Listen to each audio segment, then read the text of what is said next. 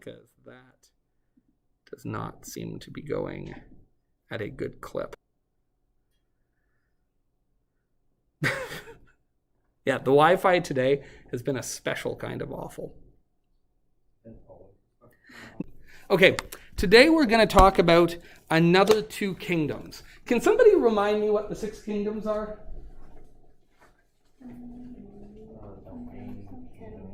Ooh, for sure. Domain, kingdom. Those are the levels of classification. Who can give them to me? Domain, kingdom. You gotta know this. Definitely know this. Oh, I don't. Oh yeah, those are the kingdoms for sure. So Animalia, animals are one. What else? Plantae, I heard. Yeah. What else? Fungi. Bacteria. Archaea. Protista. Good. All right, you got them. By the way, the levels of classification, know those. All right, remember King Philip can't order fries, generally speaking. Domain, kingdom, phylum, class, order, family, genus, species. You got to know that. All right, get it in your head. When I tell you something you need to know, bio has a lot of facts to it. All right? When I took a bio class, I used to have a spiral notebook with lined paper, and all the things that the teacher said, like, this is something you should know, I would write it out 5 times a day. Just write out. Just boom. Next day, I'd go to the next page in the spiral notebook. I'd just write all that stuff out 5 times. At the beginning of the course, that would take 2 minutes a day. By the end of the course, it might have taken 15 minutes a day, but it didn't matter. That was always my way. Just write it out, write it out, write it out. You keep writing something out every day, it's going to stick in your brain. I promise. Yeah. Oh, of course. Yeah. If you didn't get the sheet, it's right here. You are welcome. Does anyone else want it? All right, let's get to it. So today we're going to talk about 2 of the kingdoms that we haven't talked about yet, Archaea and Protista. Archaea and Protista. I should mention, by the way, I'm very excited. I also just got a mount that lets me connect my very nice DSLR to, oh, I'm sorry to hear that. I will go shopping this afternoon because I like to keep a well-stocked fridge.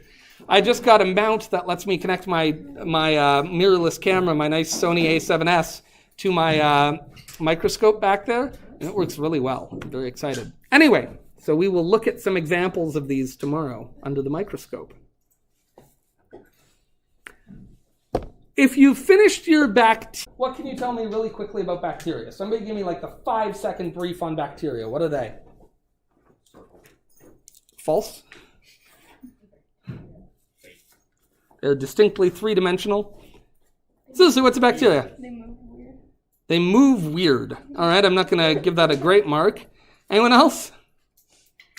Yeah.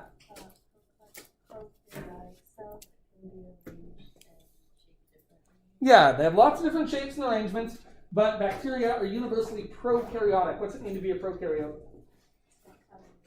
Yeah, no nucleus, no inner cells. Bacteria are very simple. Simple. They move either with cilia or with flagella. You should have looked at that, the little gills and little arms on them. They don't necessarily make that sound effect, but I like to. Archaea are similar to bacteria. In fact, when I was your age, we didn't learn about 6 kingdoms. We learned about 5 kingdoms because Archaea and bacteria were considered to be in the same kingdom. In recent years, scientists have mostly agreed that they should be a kingdom unto themselves. But keep in mind, scientists are always changing what they think based on their most recent evidence and their most recent understanding. So, if somebody talks about the 5 kingdoms, that is outdated. Today we talk about the 6 kingdoms, but note that they are morphologically similar. What's that mean? We talked about morphos when we talked about classification. Yeah, very good. Physical shape.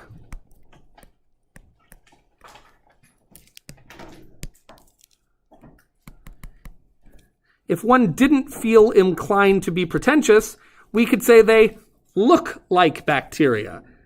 But how is that pretentious?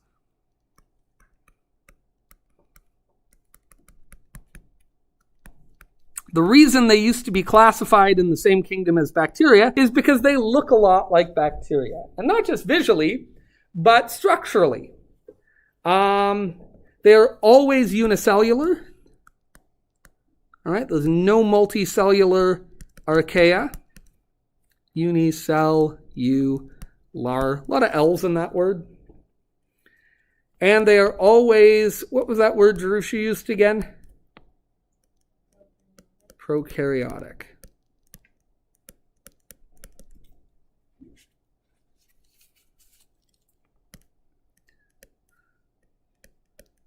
So no nucleus, no organelles.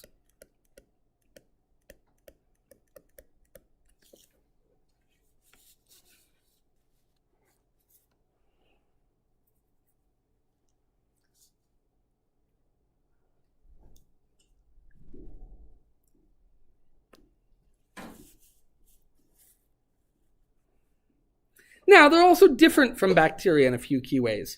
If you did the bacteria lesson, you may have learned that there's two really broad groups we divide bacteria into.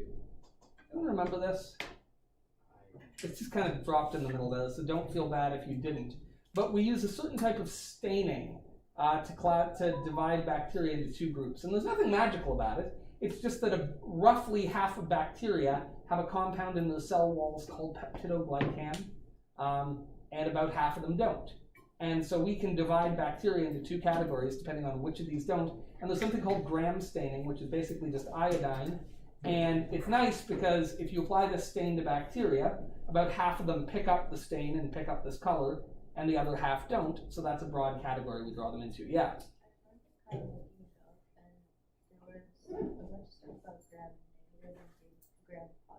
Yeah.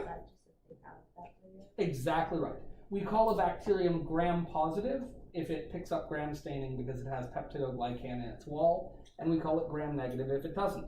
There's nothing magical about this substance. It's just a good way to kind of differentiate between them. Does that make sense? It's no different than when we classify trees. We say some of them have cones and some of the bacteria, but that's one of the ways we classify them. We have gram-positive and gram-negative bacteria. That doesn't work in Archaea because all...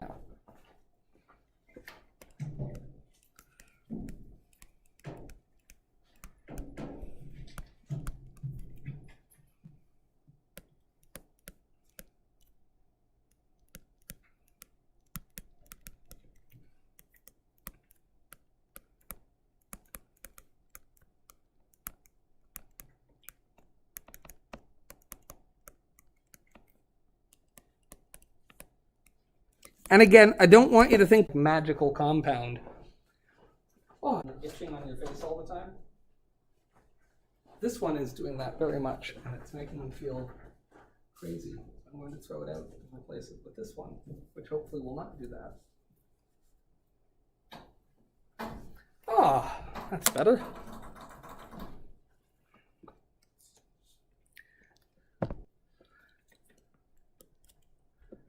And another thing to note is that they are actually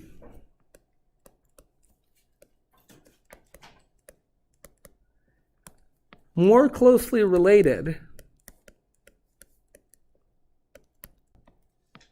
than bacteria are.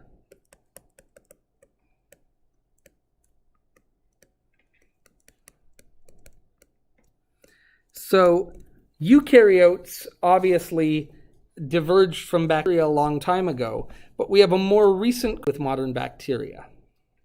If you look at the little stylized tree of life diagram back here, that despite the fact that they have, at the most basic level, just looking at them, those cells look a lot more like bacteria than they look like eukaryotes. If you actually look at the genes, if you actually look at the DNA in them and the RNA in them, they actually have more in common with eukaryotes than with bacteria.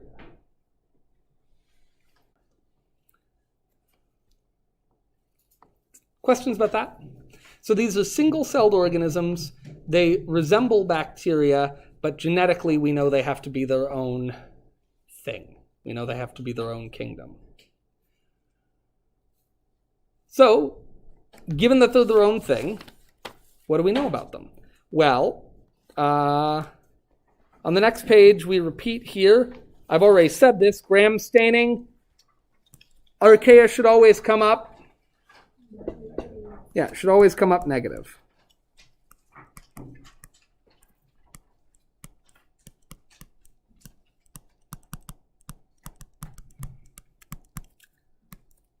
And then note,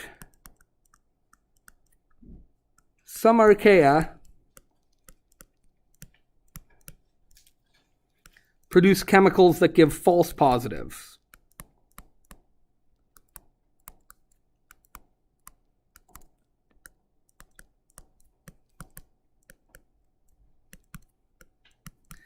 So no Archaea have peptidoglycan in the cell walls, but there are some Archaea that produce chemicals that will give a false positive, that will make the test appear positive, even though they don't actually have peptidoglycan in their walls. So there are some, you need a more sophisticated gram test than the most basic one. Just something to know.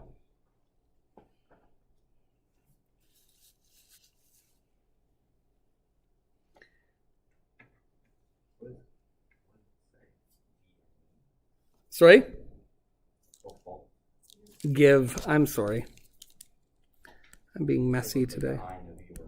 It did. I'm sorry, I'm being messy. I will be more neat. All right, now, if these are simple prokaryotic cells, how are they going to reproduce? You should have watched a video. Did everyone see the video in that bacteria lesson? Show bacteria reproduce. Ooh, maybe I'll show it now. Try and stop me. You won't, but the DSBN Wi-Fi sure might. Let's see. So if we go to bacteria,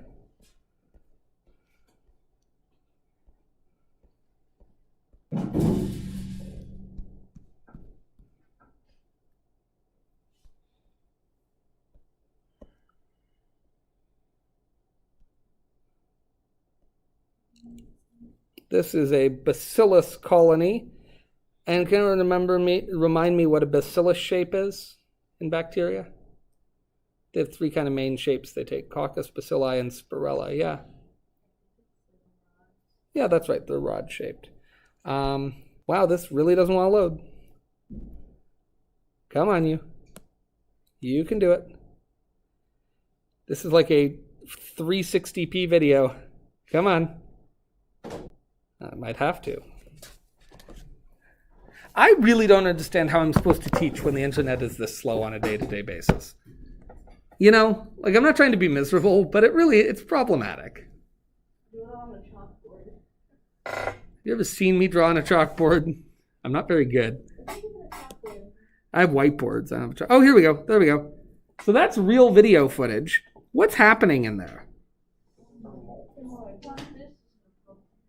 How do they multiply?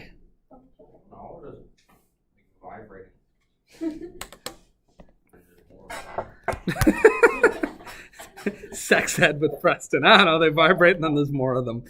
I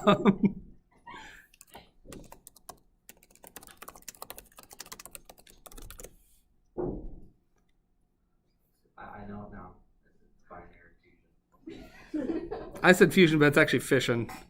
I was thinking, so let's one that go a little bit more slow, but I want actual microscopy. I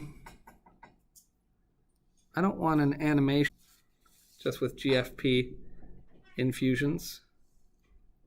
Anyway, bacteria have a very simple method of reproducing called binary fission. What does binary mean? 2. What does fission mean? To create a fission. Yeah. Bacteria reproduce by binary fission. Binary fission is a form of asexual reproduction.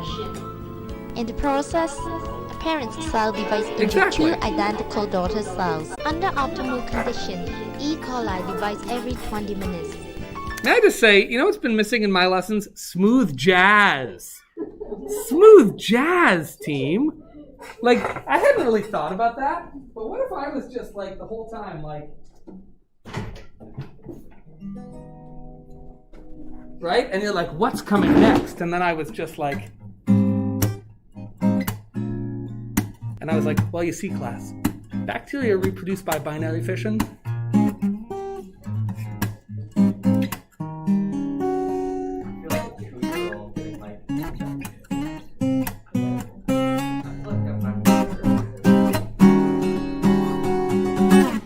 I think I found my secret. I think I have Preston's attention now.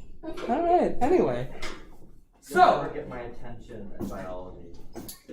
Anyway, all of which is to say, I as a jazz in this video, but this is real microscopy, and you can see, yeah, binary fission. When you are a very simple cell, it's actually really easy to reproduce. get bigger, and then just go boop, and cut in two. Now there's just one thing they would have to do, which is what? What do you have to do if you're going to do that? I'm terrified of drawing, and every time I do a lesson that involves it, I panic about it all night before. But that's okay. Let's pretend I like drawing. Basically, you have a happy little cell here.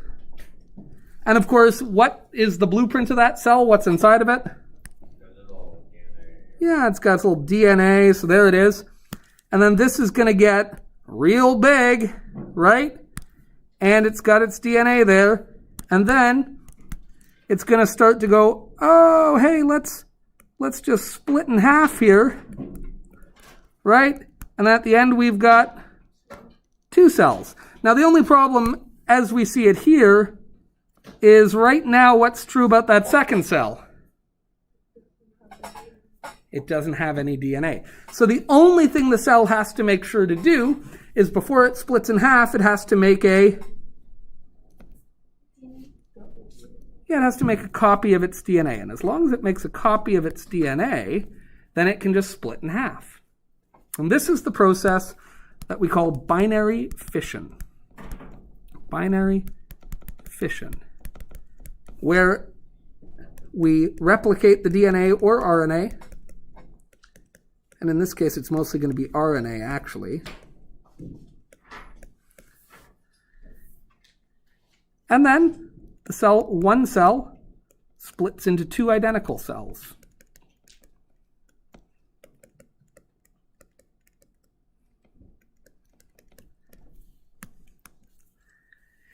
And I don't know if you saw in that video, but a bacterium that does this fairly quickly, and different bacteria do it at different rates, but E. coli, how long did she say, and I know you heard it because it was that beautiful like piano motif going underneath, how long it takes for E. coli to do this?